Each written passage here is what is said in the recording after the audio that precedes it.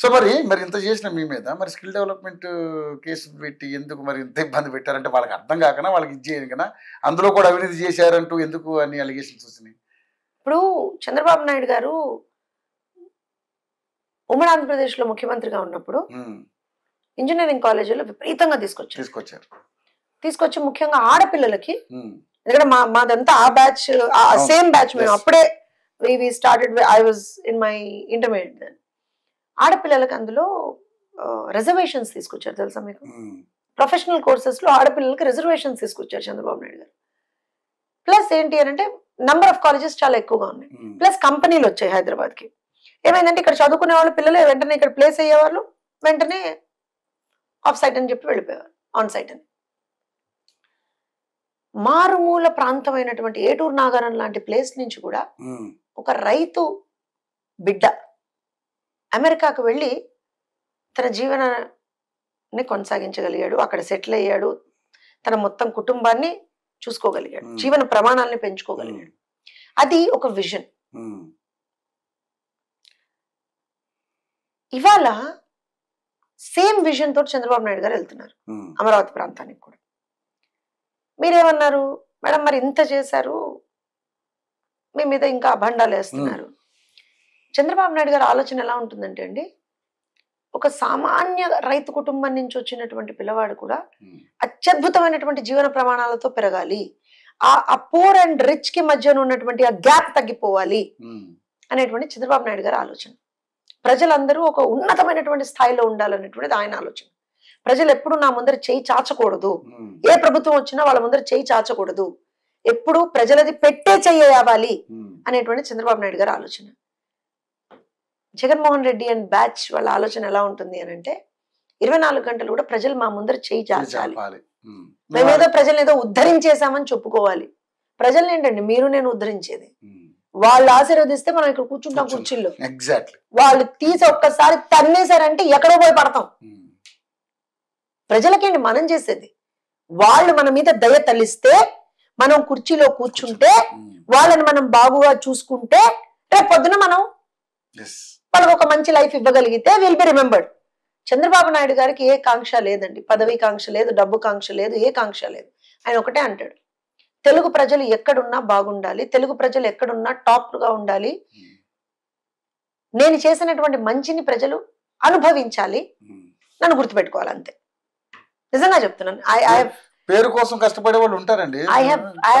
Very అంటే నేను ప్రతిసారి నాకు అనిపిస్తుందండి, నేను మొన్న ఆయన అరెస్ట్ అయినప్పుడు కూడా నాకు చాలా బాధ అనిపించింది. ఏం అవసరం అండి ఆ మనిషికి, ఏం తక్కువ చెప్పండి ఆయనకి, డబ్బు తక్కువ, పదవులు ఆయన చూడని పదవులా, ఏం చూడలేదు ఆయన. అరే దేశానికి ప్రధానమంత్రి అయ్యేటువంటి ఒక అవకాశం వస్తేనే కాదన్నాడు ఆయన. ఒక సమయంలో దేశానికి ప్రధానమంత్రిని డిసైడ్ చేసేటువంటి ఒక స్థాయి అయింది, దేశానికి రాష్ట్రపతిని డిసైడ్ చేసినటువంటి ఒక స్థాయి అయింది. అలాంటిది ఎంత చిల్లరగా మాట్లాడారంటే ఆయన గురించి నిజంగా నాకు forget about me being spokes person.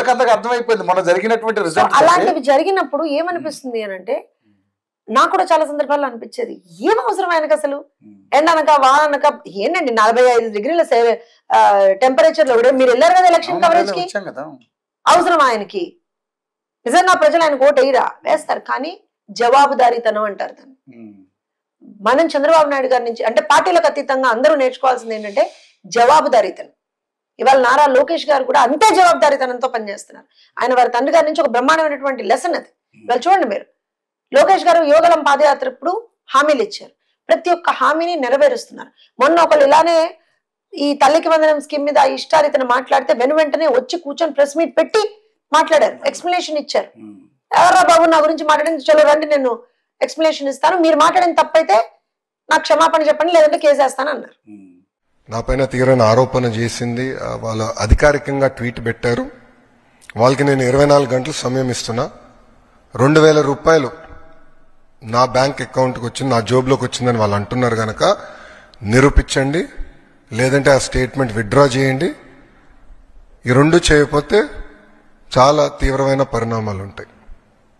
లీగల్గా నేను దీనిపైన ముందరికి వెళ్ళాలని నిర్ణయించుకుంటాం జరిగింది. అంటే this is called responsibility and answerability. మనం ఆ జవాబుదారీతనంతో కనుక ప్రజల పట్ల ఉండగలిగితే మాత్రమే మనం సక్సెస్ఫుల్ అవుతాం, ప్రజలకు మంచి చేయగలుగుతాం. That's the only thing we need. Red book రాజ్యాంగం నడుస్తుందా ఏపీలో? ఏంటండి? రెడ్ బుక్ రాజ్యాంగం అంబేద్కర్ గారి రాజ్యాంగం నడుస్తుంది, ఇంకేది నడవదు. డెమోక్రసీ అనేటువంటిది ప్రజాస్వామ్యం. ఎందుకంటే ఆయన కూడా మీ మీద గట్టిగానే ఫైర్ గా ఉన్నాడు. ఎందుకంటే మా త్వరలో మా ప్రభుత్వం రాబోతుంది, జగన్మోహన్ రెడ్డి గారు 2.0 మేము సినిమా మామూలుగా ఉండదు అంటున్నాడు. మరి ఆ సినిమాకి మీరు తట్టుకుంటారా? ఏంటది? నేను సరే ఇప్పుడు సినిమా డైలాగులు మా భార్య లాంటి వాళ్ళు చెప్తూ బాగుంటుంది. జగన్మోహన్ రెడ్డి లాంటి వాళ్ళు సినిమా డైలాగులు చెప్పారనుకోండి, ప్రజలు పక్కన నవ్విపోతారు. సర్లే నవ్విపోదురు కాక నాకేటి సిగ్గు అనుకుంటారేమో కానీ వాళ్ళు మాట చెప్తున్నాను. మా బాలయ్య డైలాగ్ డెలివరీ ఎలా ఉంటుందో తెలుసు కదా మీకు, తెలుసు కదా. అలాంటి వ్యక్తి మాట్లాడితే బాగుంటుంది కానీ వీళ్ళందరూ వచ్చి మాట్లాడితే ఏముంటుంది? సరే, ఒకటి at the end of the day I tell you one thing. Jaganmohan Reddy అనేటువంటి వ్యక్తి, వైఎస్ఆర్సీపీ పార్టీ ముగిసిపోయినటువంటి అధ్యాయం. కారణం చెప్తాను, నేనేదో రాజకీయంగా వాళ్ళని ఏదో మేము అనాలని కాదు. ప్రజలకి మంచి చేస్తే ఉంటామండి రాజకీయాల్లో. ప్రజల్ని పీడించుకు తింటే ఉండను రాజకీయాలు. వాళ్ళు పీడించుకు తిన్నారు, ఉండరు రాజకీయాల్లో.